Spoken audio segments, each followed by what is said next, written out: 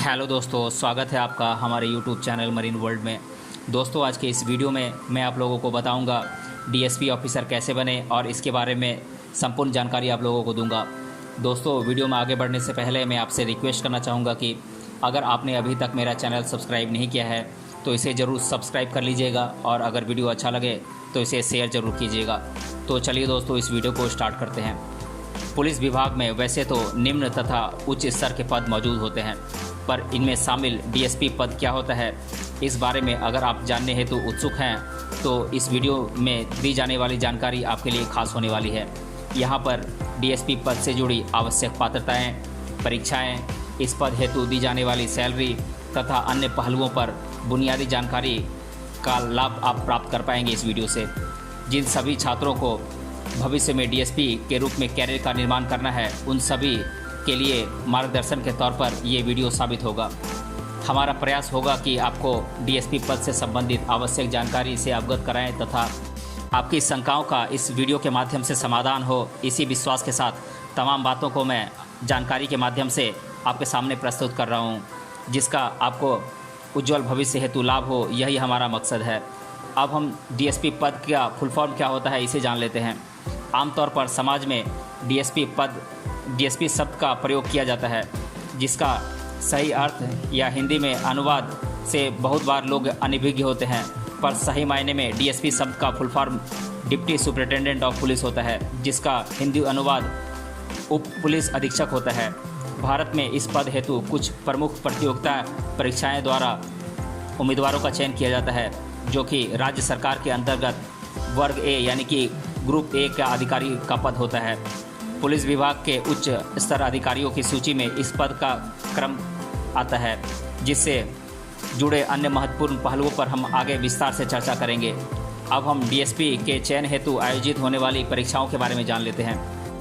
आपको बता दें कि भारत में राज्य सरकार और केंद्र सरकार के अंतर्गत सभी प्रमुख विभागों में उच्च स्तरीय अधिकारियों के चयन हेतु प्रतियोगिता परीक्षा आयोग मौजूद होते हैं, जिनमें शामिल दो प्रमुख आयोग द्वारा डीएसपी पद पर उम्मीदवार चयनित किए जाते हैं, जो कि हैं राज्य लोक सेवा आयोग यानी कि स्टेट पब्लिक सर्विस कमीशन, और दूसरा है संघ लोक सेवा आयोग यानी कि यूनियन पब्लिक सर्विस कमीशन, जिसे कि हम यूपीएससी भी कहते हैं। अब हम राज्य लोक सेवा आयोग की परीक्षा के बारे में जान लेते हैं। राज्य लोक सेवा आयोग भारत के लगभग सभी राज्यों में मौजूद होता है, जिसके सहायता से प्रत्येक राज्य उनके विभिन्न सरकारी विभागों में उम्मीदवारों का प्रतियोगिता परीक्षा के माध्यम से चयन करता है। ठीक इसी के अंतर्गत राज्य पुलिस विभाग हेतु प्रतिवर्ष परीक्षा का आयोजन किया जाता है। इसमें शारीरिक दृष्टि से मजबूत और सक्षम उम्मीदवारों को परीक्षा के अंकों के आधार पर चरणबद्ध तरीके से चयनित किया जाता है। वैसे तो राज्य लोक सेवा आयोग द्वारा पुलिस विभाग के अन्य पदों हेतु भी परीक्षा ली जाती है, पर मुख्य रूप से इस आयोग द्वारा राज्य पुलिस विभाग में नियुक्त किया जाने वाला सर्वोच्च पद उप पुलिस अधीक्षक होता है, जिस हेतु उपलब्ध परीक्षा का प्रारूप और संपूर्ण पाठ्यक्रम की जानकारी हम आगे विस्तार से आपको देंगे। अब हम संघ लोक सेवा आयोग की परीक्षा के बारे में जान लेते हैं। संघ लोक सेवा आयोग, जिसे कि यूपीएससी भी कहा जाता है, भारत की सबसे प्रतिष्ठित मानी जाती है। ये भारत का स्वतंत्र आयोग होता है, जिसके अंतर्गत साल भर में विभिन्न परीक्षाओं का आयोजन किया जाता है। देश के लगभग सभी सरकारी विभागों हेतु कर्मचारी, उच्च स्तर अधिकारियों का चयन चरणबद्ध तरीके से इस आयोग द्वारा किया जाता है। आपको बता दें कि संघ लोक सेवा आयोग की प्रमुख परीक्षा को सिविल सर्विस परीक्षा या फिर भारतीय नागरिक सेवा परीक्षा भी कहा जाता है। यहाँ पर सिविल सर्विस परीक्षा के अंतर्गत देश के पुलिस विभाग में सेवा हेतु भारतीय पुलिस सेवा यानी कि इंडियन पुलिस सर्विस आईपीएस का विकल्प दिया हुआ होता है। जो सभी उम्मीदवार भारतीय पुलिस सेवा हेतु चयनित किए जाते हैं, उन्हें अंतिमतः राज्य पुलिस विभाग में शुरुआत में उप पुलिस अधीक्षक यानी कि डीएसपी के पद पर नियुक्त किया जाता है। हालांकि कुछ वर्षों की सेवा के बाद ऐसे अधिकारियों को उच्च पदों पर पदोन्नति मिलती है, पर कार्य अनुभव के लिए कुछ वर्षों तक शुरुआत में उप पुलिस अधीक्षक यानी कि डीएसपी के पद पर नए चयनित उम्मीदवारों को नियुक्त किया जाता है। तात्पर्य यह है कि इन दोनों विकल्पों के द्वारा परीक्षा को उत्तीर्ण कर छात्र अपने उज्जवल भविष्य का निर्माण कर सकते हैं, जिसके अंतर्गत पुलिस विभाग के डीएसपी पद पर कार्य करने का सुनहरा अवसर प्राप्त हो जाता है। अब हम राज्य लोक सेवा आयोग की परीक्षा का प्रारूप जान लेते हैं।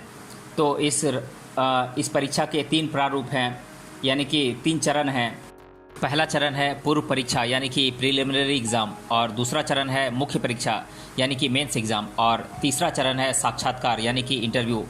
आपको बता दें कि भारत में मौजूद विभिन्न राज्यों के स्वतंत्र लोक सेवा आयोग होने की वजह से यहाँ पर दिए गए 3 चरणों के तय अंकों में अंतर देखने को मिल सकता है।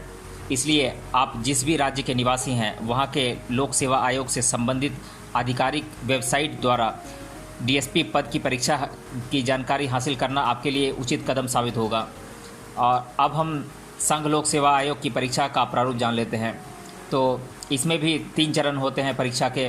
पहला चरण है पूर्व परीक्षा यानी कि प्रीलिमिनरी एग्ज़ाम, और दूसरा चरण है मुख्य परीक्षा यानी कि मेंस, और तीसरा चरण है इंटरव्यू का।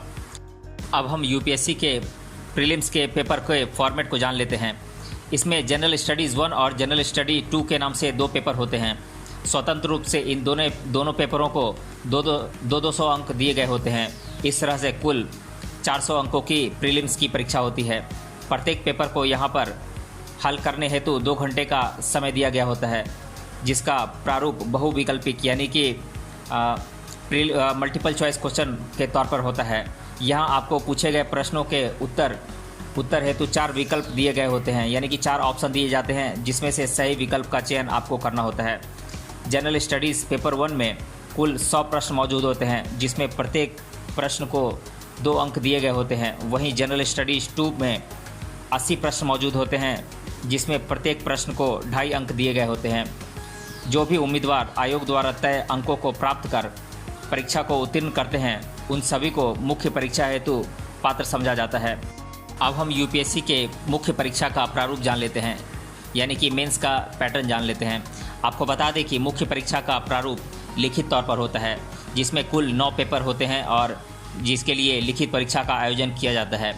मुख्य परीक्षा को आयोग द्वारा 1750 अंक तय किए गए होते हैं, जिसका प्रत्येक पेपर के अनुसार विवरण हम आप लोगों को बता देते हैं। तो पहला पेपर है निबंध का, जिसमें कि कुल 250 अंक होते हैं और इसमें कुल समय अवधि मिलती है 3 घंटे की। और दूसरा पेपर है किसी भी एक भारतीय भाषा का अनिवार्य पेपर, जो कि कुल 300 अंकों का होता है और यहाँ इसमें भी 3 घंटे का समय मिलता है। और तीसरा पेपर है अंग्रेजी भाषा का, जो कि जिसमें 3 घंटे का समय मिलता है और इसमें भी कुल 300 अंक होते हैं। चौथा पेपर होता है जनरल स्टडीज़ पेपर 1, जिसमें कुल 250 अंक होते हैं और इसमें कुल समय मिलता है 3 घंटे का। और पांचवा पेपर है जनरल स्टडीज़ पेपर 2, और इसमें कुल अंक होते हैं 250 और कुल समय मिलता है इसमें 3 घंटे का। और छठा पेपर है जनरल स्टडीज़ पेपर 3, जिसमें भी कुल 250 अंक ही होते हैं और इसमें समय मिलता है 3 घंटे का। और सातवां पेपर है जनरल स्टडीज़ पेपर 4, और इसमें भी कुल 250 अंक होते हैं और कुल समय मिलता है इसमें 3 घंटे का। और आठवां और नौवां पेपर होता है वैकल्पिक पेपर 1 और पेपर 2, यानी कि ऑप्शनल पेपर होते हैं ये 8वां और 9वां पेपर। दिए गए मुख्य परीक्षा के प्रारूप के अंतर्गत सभी उम्मीदवारों को अंग्रेजी भाषा और एक भारतीय भाषा, जो कि अनिवार्य पेपर होता है, उसमें उत्तीर्ण करना अनिवार्य होता है। जो उम्मीदवार इन 2 पेपरों को उत्तीर्ण करते हैं, केवल उनके ही अगले 7 पेपर को जांचकर अंक घोषित किए जाते हैं। अन्यथा इन 2 पेपर में या इनमें से किसी एक भी पेपर में अनुत्तीर्ण होने वाले उम्मीदवारों को फिर से अगली बार आवेदन कर सफलता हेतु प्रयास करना होता है। वैकल्पिक विषय तथा भारतीय भाषा के पेपर हेतु भाषा की सूची आयोग के आधिकारिक साइट पर उपलब्ध कराई गई होती है, जिसमें से आपके अनुरूप भाषा और वैकल्पिक विषयों का चयन कर आवेदन करना होता है। दोनों भाषाओं वाले पेपर को पात्रता पेपर कहा जाता है, यानी कि क्वालिफाइंग पेपर कहा जाता है, जिसमें प्राप्त अंकों को अंतिम अंक सूची में नहीं जोड़ा जाता है। केवल अन्य 7 पेपर में प्राप्त अंकों के आधार पर ही सफल उम्मीदवारों की आयोग के आधिकारिक वेबसाइट पर सूची जारी की जाती है। जो सभी उम्मीदवार मुख्य परीक्षा में अच्छे अंकों के साथ उत्तीर्ण होते हैं, उन्हें ही साक्षात्कार के लिए बुलाया जाता है, और जिसकी संक्षेप में हम आगे जानकारी देखेंगे। अब हम यूपीएससी के इंटरव्यू के बारे में जान लेते हैं। आयोग द्वारा तय किए गए अंक के अनुसार जो भी उम्मीदवार मुख्य परीक्षा को अच्छे अंकों से उत्तीर्ण करते हैं, उन्हें साक्षात्कार के अंतिम चरण हेतु बुलाया जाता है, जिसे उत्तीर्ण करना होता है। यहाँ पर साक्षात्कार के लिए यानी कि इंटरव्यू के लिए 275 अंक तय किए गए होते हैं, जिनको अंतिम सूची जारी करते समय जोड़ा गया होता है। मतलब कि आपको 275 में से जितने भी अंक साक्षात्कार में प्राप्त होते हैं उसको आपके मेरिट लिस्ट के अंकों में शामिल किया जाता है। इन तीनों चरणों को उत्तीर्ण करने वाले छात्रों को भारतीय प्रशासनिक सेवा, भारतीय पुलिस सेवा, भारतीय विदेश सेवा इत्यादि के लिए प्राप्त अंकों के आधार पर चयनित किया जाता है, जिसमें से उच्च अंक प्राप्त उम्मीदवारों को ऐच्छिक सेवा विभाग चुनने का मौका मिलता है। और इसके अलावा जो सभी उम्मीदवार भारतीय पुलिस सेवा हेतु चयनित किए जाते हैं उन्हें कुछ महीनों की भारतीय पुलिस अकादमी में ट्रेनिंग दी जाती है, जिसके पश्चात विभिन्न राज्य सरकार के अंतर्गत पुलिस विभाग में ऐसे उम्मीदवारों को उप पुलिस अधीक्षक यानी कि डीएसपी के पद पर सेवा में शामिल किया जाता है। अब हम डीएसपी के लिए ली जाने वाली परीक्षा का पाठ्यक्रम जान लेते हैं, यानी कि सिलेबस जान लेते हैं। यहाँ हम जानकारी प्राप्त करेंगे डीएसपी हेतु ली जाने वाली परीक्षाओं के सिलेबस के बारे में। तो हम पहले डिस्कस कर लेते हैं राज्य लोक सेवा आयोग के पाठ्यक्रम के बारे में। आप जिस भी राज्य के निवासी हैं वहाँ के राज्य लोक सेवा आयोग के आधिकारिक वेबसाइट के द्वारा डीएसपी पद हेतु ली जाने वाली परीक्षा का पाठ्यक्रम खोज निकालना आपके लिए उचित होगा। आपको बता दें कि संघ लोक सेवा आयोग और राज्य लोक सेवा आयोग के पाठ्यक्रम में सिवाय कुछ बातों को छोड़ दें तो उतना ज़्यादा अंतर नहीं होता, और फिर भी आपको अपने राज्य के परीक्षा का स्वतंत्र रूप से पाठ्यक्रम हासिल कर उसके अनुसार इस परीक्षा की तैयारी करना आपको सफलता प्राप्त करने तक हर कदम पर लाभप्रद होगा। अब हम संघ लोक सेवा आयोग यानी कि यूपीएससी के परीक्षा का पाठ्यक्रम जान लेते हैं, यानी कि इसके सिलेबस जान लेते हैं। तो पहले हम इसका प्रीलिम्स का सिलेबस जान लेते हैं। जैसा कि मैं आप लोगों को पहले भी बता चुका हूं कि यूपीएससी के प्रीलिम्स में 2 पेपर होते हैं, जनरल स्टडीज़ पेपर 1 और पेपर 2। तो हम पहले पेपर 1 के सिलेबस के बारे में जान लेते हैं।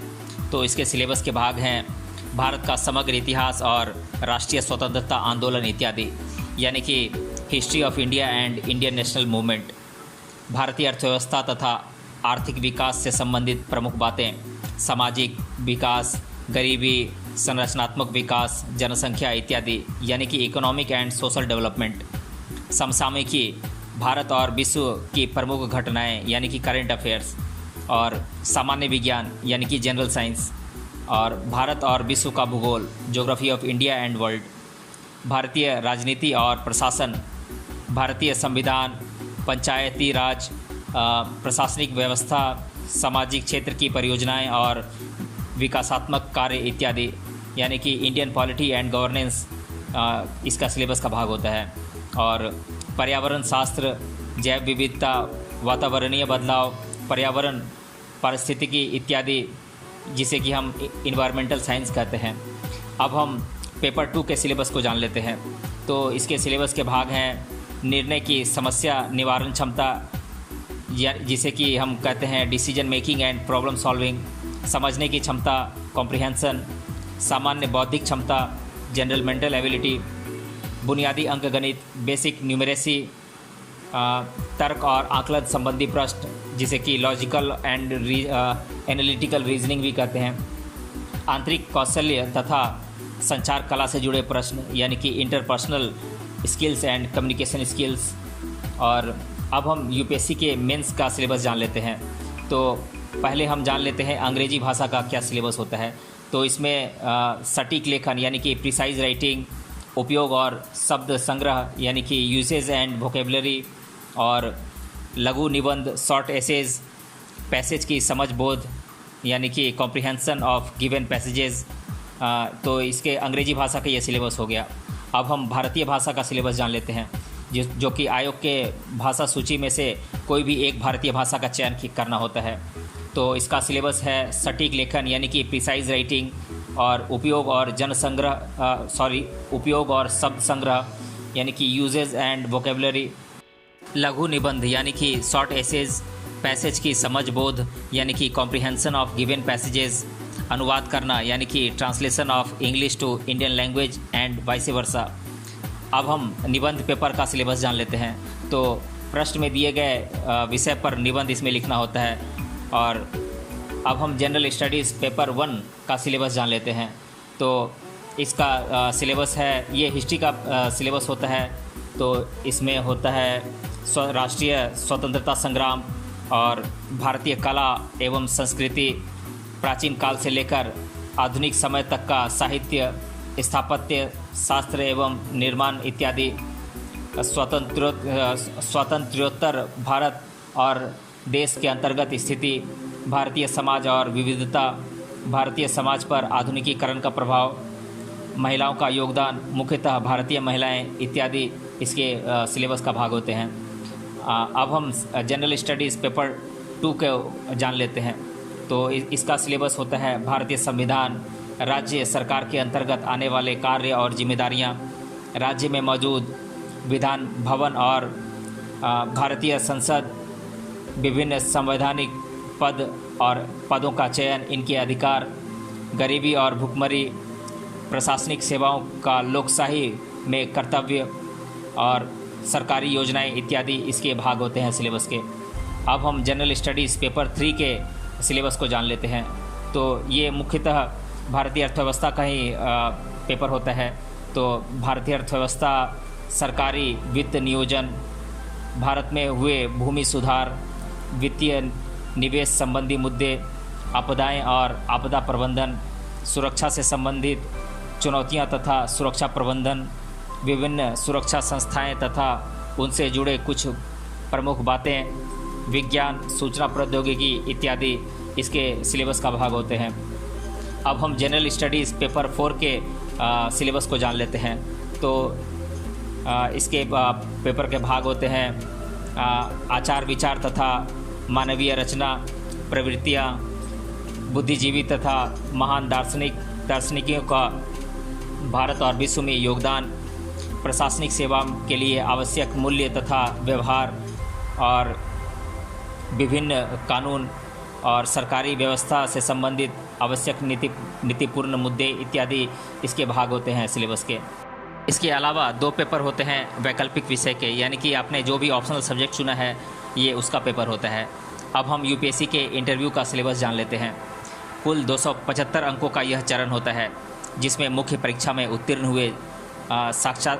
हुए तथा साक्षात्कार हेतु पात्र उम्मीदवारों की समय सूचकता, मनोबल, निर्णय क्षमता, शिष्टाचार आदि गुणों की परख की जाती है। इस प्रकार से 1750 अंकों के लिए मुख्य परीक्षा आयोजित की जाती है, जिसमें साक्षात्कार के 275 अंकों को जोड़ दिया जाता है और अंतिमतः यानी कि फाइनली 2025 अंकों में से प्राप्त होने वाले कुल अंकों के आधार पर उम्मीदवारों का आयोग द्वारा चयन किया जाता है, जिसमें भारतीय पुलिस सेवा हेतु चुने गए उम्मीदवारों को आईपीएस ऑफिसर कहा जाता है और इन सभी आईपीएस ऑफिसर को शुरुआत में डीएसपी यानी कि उप पुलिस अधीक्षक के पद पर नियुक्त किया जाता है। अब हम डीएसपी परीक्षा हेतु आवश्यक पात्रताएं क्या क्या होती हैं इसे जान लेते हैं। तो पहले हम जान लेते हैं राज्य लोक सेवा आयोग हेतु क्या आवश्यक पात्रताएं होनी चाहिए, उसे हम जान लेते हैं। अगर आप राज्य लोक सेवा आयोग की परीक्षा हेतु आवेदन करना चाहते हैं तथा आवश्यक पात्रता मानदंडों को जानना चाहते हैं तो आपको अपने राज्य लोक सेवा आयोग के आधिकारिक वेबसाइट पर विजिट करना आवश्यक बन जाता है। मैं ऐसा इसलिए बोल रहा हूँ क्योंकि हर राज्य की आवश्यक पात्रताएं अलग अलग हो सकती हैं, इसीलिए सभी राज्यों को एक साथ नहीं बताया जा सकता है। अब हम संघ लोक सेवा आयोग की सिविल सर्विस परीक्षा हेतु आवश्यक पात्रताओं के बारे में जान लेते हैं। तो मैं इन पात्रताओं को एक एक कर बता देता हूं आप लोगों को। इस परीक्षा हेतु इच्छुक उम्मीदवार को किसी भी शिक्षा धारा से न्यूनतम स्नातक या बैचलर डिग्री परीक्षा को उत्तीर्ण किया हुआ होना आवश्यक होता है। जो सभी उम्मीदवार स्नातक के अंतिम वर्ष की पढ़ाई कर रहे हैं वे सभी परीक्षा के लिए आवेदन हेतु पात्र समझे जाते हैं, परंतु अंतिम चयन तक इन सभी उम्मीदवारों के स्नातक परीक्षा को उत्तीर्ण करना अनिवार्य होता है। और परीक्षा के लिए इच्छुक उम्मीदवार की न्यूनतम आयु 21 वर्ष तो अधिकतम आयु 32 साल होना अनिवार्य होता है। यहाँ पर पिछड़े जाति या समुदाय के उम्मीदवारों को 5 साल, अन्य पिछड़े वर्ग के उम्मीदवारों को 3 साल और सुरक्षा सेवा से जुड़े उम्मीदवारों को 3 साल तथा शारीरिक विकलांग उम्मीदवारों को 3 वर्ष तक की आयु सीमा में भारतीय संविधान के अनुसार छूट प्रदान की गई होती है। आवेदन के लिए इच्छुक उम्मीदवार का भारतीय नागरिक होना भी अनिवार्य होता है और स्नातक की परीक्षा को मान्यता प्राप्त शिक्षण संस्थान या यूनिवर्सिटी से उत्तीर्ण करना भी अनिवार्य होता है। इन सभी मानदंडों को पूरा करने वाले उम्मीदवार संघ लोक सेवा आयोग की सिविल सर्विस परीक्षा द्वारा उत्तीर्ण होकर भारतीय पुलिस सेवा में शामिल हो सकते हैं, जिन्हें राज्य सरकार के पुलिस विभाग में उप पुलिस अधीक्षक यानी कि डीएसपी के पद पर कार्य करने का मौका मिल जाता है। अब हम डीएसपी पद हेतु दी जाने वाली सैलरी को जान लेते हैं। लगभग संपूर्ण भारत में डीएसपी यानी कि उप पुलिस अधीक्षक के पद पर कार्य कर रहे अफसरों को प्रतिमाह लगभग 60,000 रुपये सैलरी दी जाती है, जिसमें कुछ विशिष्ट राज्यों में कुछ हद तक अंतर देखने को मिल सकता है। अब हम डीएसपी के प्रमुख कार्य और कर्तव्यों को जान लेते हैं। तो इनके कार्य होते हैं, पुलिस विभाग का महत्वपूर्ण पद होने के कारण इस पद पर कार्य कर रहे अधिकारी व्यक्तियों को समाज में सुरक्षा, शांति, कानून और अनुशासन व्यवस्था को कायम रखने का प्रमुख दायित्व दिया हुआ रहता है, जिसका किसी भी हाल में निर्वहन करना अपेक्षित होता है। और आपराधिक गतिविधियों पर रोक लगाने के साथ बलपूर्वक अपराध को कम करने और नष्ट करने के अधिकार भी इस पद को दिए गए होते हैं। इसलिए अपराध से संबंधित व्यक्ति या व्यक्तियों तथा संस्था या समुदाय पर कानूनी कार्रवाई करने का प्रमुख कार्य डीएसपी अफसर का होता है। आधिकारिक मामलों की जांच करना, आवश्यक सबूतों को जुटाना, अपराधियों को न्यायालय के समक्ष हाजिर करना तथा इत्यादि कार्य भी डीएसपी पद के अधिकारी के होते हैं, जिसके लिए निचले स्तर के पुलिस अधिकारियों के द्वारा सहायता भी इन्हें प्रदान की जाती है। कुछ विशिष्ट स्थितियों में अगर पुलिस अधीक्षक स्तर का अधिकारी व्यक्ति सेवा में मौजूद न हो या कुछ कारणों से छुट्टी पर हो, तो इस स्थिति में उप पुलिस अधीक्षक यानी कि डीएसपी स्तर के व्यक्ति का पुलिस अधीक्षक के तौर पर यानी कि एसपी के कर्तव्यों का पालन करना होता है। कुछ विशिष्ट स्थानीय स्तर के अपराधों पर रोक लगाने या उन्हें समूल नष्ट करने हेतु कुछ राज्यों में विशिष्ट पुलिस बल का निर्माण करना होता है, जिसका नेतृत्व बहुत बार आईपीएस श्रेणी के उप पुलिस अधीक्षक यानी कि डीएसपी अधिकारी को दिया जाता है। इन सभी प्रमुख कर्तव्यों के साथ समाज में महिला, छोटे बच्चे, बुजुर्ग, विकलांग आदि लोगों को पुलिस विभाग के अंतर्गत सुरक्षा देने की पुलिस विभाग की कार्यप्रणाली का प्रबंधन और नियंत्रण भी डीएसपी स्तर के अफसर को करना होता है।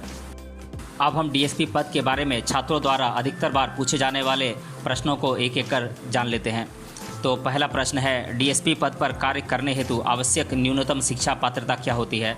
तो मैं बता दूं कि किसी भी शिक्षा धारा से न्यूनतम स्नातक या बैचलर डिग्री को उत्तीर्ण करना आवश्यक होता है। दूसरा प्रश्न है, डीएसपी पद पर कार्य करने वाले अफसर या व्यक्ति को कौन से अधिकार होते हैं? तो मैं बता दूं कि अपराध की रोकथाम करना, समाज में आपराधिक और असामाजिक गतिविधियों पर नियंत्रण लगाकर इन्हें काबू में लाना, आपराधिक और असामाजिक मामलों की जांच पड़ताल करना, समाज में कानून व्यवस्था कायम करना, सामाजिक सुरक्षा का प्रबंध करना, आपराधिक मामलों में दोषी व्यक्ति या व्यक्तियों या संस्था या समुदाय इत्यादि पर कानून के अंतर्गत कार्रवाई करना इनके अधिकार और कर्तव्य होते हैं।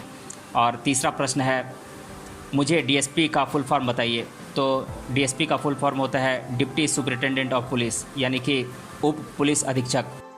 चौथा प्रश्न है, क्या आईपीएस स्तर का पुलिस अफसर डीएसपी पद पर कार्य कर सकता है? तो मैं बता दूं कि हाँ, ये कार्य कर सकते हैं।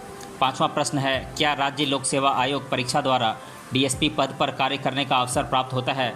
तो मैं बता दूं कि हाँ, इसके द्वारा डीएसपी पद पर कार्य करने का अवसर प्राप्त होता है। और छठा प्रश्न है, डीएसपी अफसर की पुलिस विभाग के अंतर्गत कौन सी श्रेणी होती है? तो मैं बता दूं कि ये ग्रुप ए के अधिकारी होते हैं। तो दोस्तों, इस प्रकार से अब तक हमने आपको पुलिस विभाग के उच्च स्तर पद डीएसपी के बारे में लगभग सभी प्रमुख पहलुओं पर जानकारी दी है। हमें आशा है कि ये जानकारी आपको काफ़ी पसंद आई होगी और इसे अन्य लोगों तक पहुंचाने के लिए इस वीडियो को अवश्य शेयर करेंगे। तो दोस्तों, अगर आपने अभी तक इस वीडियो को पूरा देखा है तो आप हमें कमेंट बॉक्स में कमेंट करके बताइए कि यूपीएससी की जो मुख्य परीक्षा होती है उसमें कुल कितने पेपर्स होते हैं। मिलते हैं अगले वीडियो में किसी अन्य टॉपिक के साथ। तब तक के लिए धन्यवाद।